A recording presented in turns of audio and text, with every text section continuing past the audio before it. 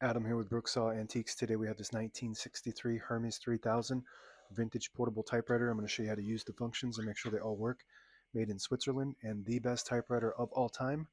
This is the first of 3 generations of the Hermes 3000, and this one has the curvier all metal shell. The second generation is more squared off all metal shell, and the third generation is a boxy all hard plastic shell.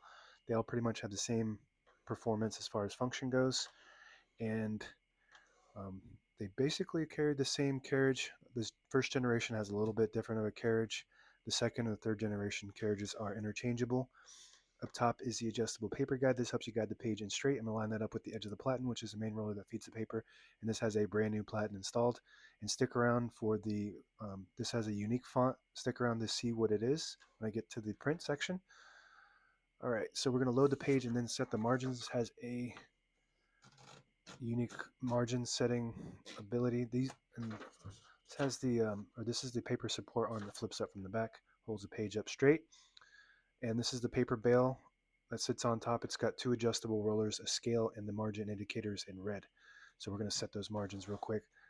Right now it's all the way on the edge, but if you wanted it closer to the middle, you put the carriage where you want it, and then flip this chrome switch here on the left side below the carriage release, and it sends the margin to that spot, and it'll show it in the red there too.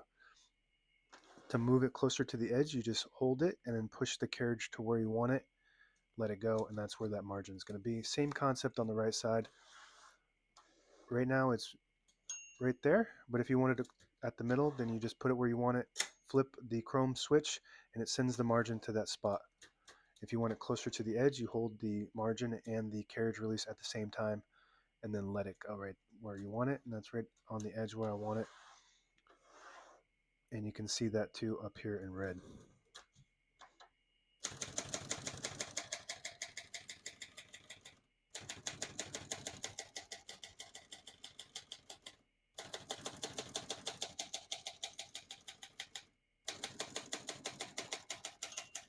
Once you hear the bell, you're near the end of the margin. Hit the slide space, gets you back to the beginning. It skips 1, 1.5, or 2 spaces. Right now we have it on single, but if you want 1.5, just flip that switch forward 1 notch. It skips 1.5. One more, it skips 2.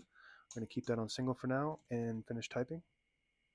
I was able to type most of the keys on one line because this has 13 characters per inch typeface, and that's pretty unique to the font.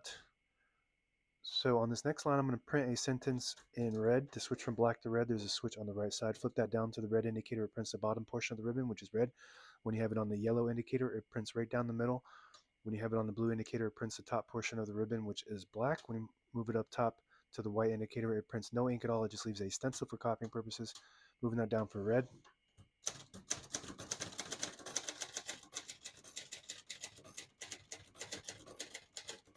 Beautiful, excellent condition all the way around.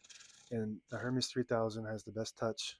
Everything about it, honestly, the look of it, the feel, the smoothness, the power, it's top of the line, and it has cursive script typeface, beautiful print, about as good as it gets because it has a brand new platen on the best typewriter of all time. Very, I wouldn't say very rare, but I'd say rare typeface. And they have to make that 13 characters per inch because the nature of script is taller per character than, so if you have it on a pica or maybe even elite, you can't have a dual ribbon like that. You have to have only one color available. So they made these characters 13 characters per inch, much smaller, to make it fit with both colors. To pull the page out easy, there's a switch on the right side. You flip that forward, it unlocks the rollers underneath the platen, allowing you to pull the page out easy or load thicker paper like carbon copy or cardstock. Also, you can straighten your page. If you loaded it crooked, then you can just straighten it like that, and then you flip it back, and it will feed through correctly. You can do that with any typewriter, but I'm just going to use it right now to pull that page out nice and easy. Make sure you flip that back before you load the next page, or else it won't load correctly. Going to flip this down for now. Put the color back on black. Got a shift on each side and a shift lock on the left. To clear that, just hit the shift button again. Backspace on the top left. Very smooth. We got tabs set 10 space intervals, so I'm just going to go through, test those. They're all good. I'm going to clear all of them by hitting this button with 3 lines. That's an all tab clear button. So now we don't have any, but I always like to set one somewhere in the middle, so that way when you hit the tab button, it doesn't go slamming all the way to the end, causing wear and tear on your typewriter. By hitting that plus sign where you want it, right in the middle there, It stops at that spot. To clear that one specific tab, you hit the minus sign right next to it. That just clears that one specific tab instead of all of them like this 3-line one does. But I'm going to keep one right there. The button with the arrows going in left and right is the margin release. When you get to the end of the margin, there's a mechanism that blocks you from printing. Hit that margin release, allows you to type all the way to the end. All right, we're going to take this off from the back. This is how you access the spools. All the brand new ribbons load on the left, so it's pulling counterclockwise to the left.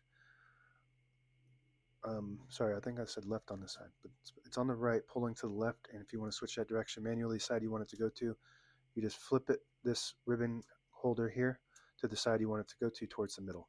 And that's meant to catch the eyelid at the end of the ribbon, which is a little metal piece, and swap automatically to the side it needs to go to. Very good. This hooks on the front and snaps down on the back like that. This is your touch control. The farther up you go, the more tension there is when you hit the keys. You do have to hit the keys harder for them to print when it's on high, but they respond faster. The lower you go, the less tension. Beautiful touch on these. This is, I mean, I work on typewriters every single day, and every time I type on this, I'm just so, I don't want to say happy. It's like a euphoria feeling or something. Best of the best. Carriage release is the green button. The margin setting mechanism is the chrome button, and this is your carriage lock. So you flip it down, it releases the carriage and locks it in the middle. And as you can see, it won't budge unless you push it down and to the right. That's how you unlock it. Paper release. And this is the left margin. This is the left carriage release. Super smooth. And if you pull the knob out on the left side, it disables the spacing, so you can get to an exact spot on the page. You push it in, you get the clicks. Each one of those clicks is a half a space, in the same concept. If you move the line space selector all the way back to the dot there, it disables the spacing. You move it forward, you get the clicks. That's it. Now available on eBay or Etsy. Search Brooksaw Antiques.